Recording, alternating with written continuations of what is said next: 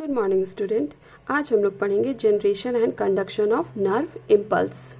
तो nerve impulse का मतलब क्या होता है?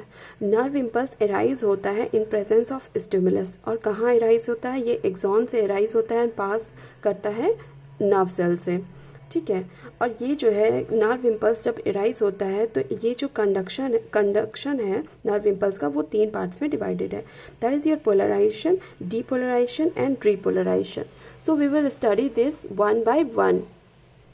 So polarization is our first point. तो पोलराइजेशन होने से पहले ये जो एक्सॉन है नर्व सेल्स का वो रेस्टिंग स्टेट में रहता है और रेस्टिंग स्टेट में कोई भी इम्पल्स कंडक्ट नहीं होता है। ठीक है। तो एक्सोलेमा जो कि एक्सॉन का सेल मेम्ब्रेन है, बहुत सारा आयन चैनल प्रेजेंट रहता है। उसमें से मेन आयन चैनल जो है वो सोडियम चैनल है एंड पोटेशियम चैनल है। जब ये नॉर्मल स्टेट में मतलब रेस्टिंग स्टेट में रहता है तो के प्लस चैनल जो है वो ओपन रहता है एंड Na प्लस चैनल वो क्लोज रहता है।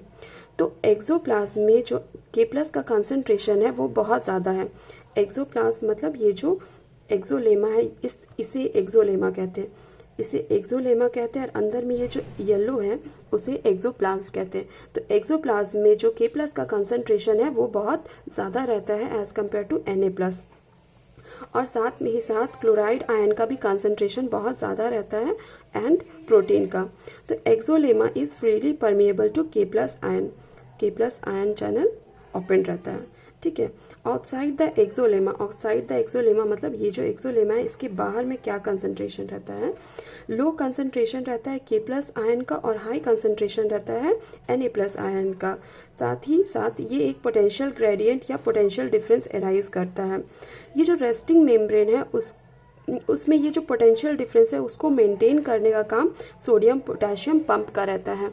Na प्लस एंड के प्लस पंप कैसे मेंटेन करता है? इसमें 3 Na प्लस बाहर की तरफ मूव करता है, 2 के प्लस सेल के अंदर की तरफ मूव करता है। तो बाहर का जो सरफेस है वो तुम्हारा पॉजिटिवली चार्ज है, बाहर का सरफेस पॉजिटिवली चार्ज है और अंदर का सरफेस आपका नेगेटिवली चार्ज है। और इसी एक्सोनल मेम्ब्रेन को हम लोग पोलराइज्ड स्टेट कहते हैं। तो डीपोलराइज्ड स्टेट क्या होता है? जब stimulus of required strength affect the polarised membrane. ये जो पोलराइज्ड स्टेट है जब स्टिमुलस आता है तो इस मेम्ब्रेन का जो पोलराइज्ड स्टेट है उसे डिस्टर्ब कर देता है एंड परमिएबिलिटी जो है एक्सोलेमा का वो चेंज हो जाता है। तो चेंज होता है तो क्या होता है? के प्लस चैनल गेट क्लोज्ड हो जाता है और Na प्लस चैनल गेट आपका ओपन हो जाता है। इसमें आपका जो है आउटफ्लो ऑफ के प्लस स्टॉप हो जाता है और inflow of Na plus begin हो जाता है। सी आपका ये जो है Na प्लस चैनल आपका खुल गया है, अंदर की तरफ Na प्लस आ रहा है और के प्लस चैनल आपका बंद हो गया है। तो it lead to the accumulation of positive charged ion inside the exoloma and it causes the reversal of charges का तो रिवर्सल हो ही रहा है क्योंकि यहाँ पे चैनल जो है के प्लस बंद हो गया है और Na प्लस का चैनल ओपन हो गया। तो अंदर का जो इन्वायरमेंट है वो पॉजिटिवली चार्ज हो गया है, बाहर का इन्वायरमेंट आपका नेगेटिवली चार्ज हो गया है। So it causes the generation of nerve impulse at point A and electric current flows on the inner surface from A to B and on the outer surface from B to A. ये जो आपका A part है ये जो है आपका B part है। बाहर में जो है करंट B से A की तरफ फ्लो हो रहा है और अंदर में जो है इसका करंट A से B की तरफ हो रहा है। ठीक है। In this condition, the electric potential difference across the exolema at site A is called action potential. यहाँ पे obviously आपका जो बाहर का मेम्ब्रेन है नेगेटिव हो गया और अंदर का मेम्ब्रेन पॉजिटिव हो गया है, तो एक्शन पोटेंशियल इसी को कहते हैं।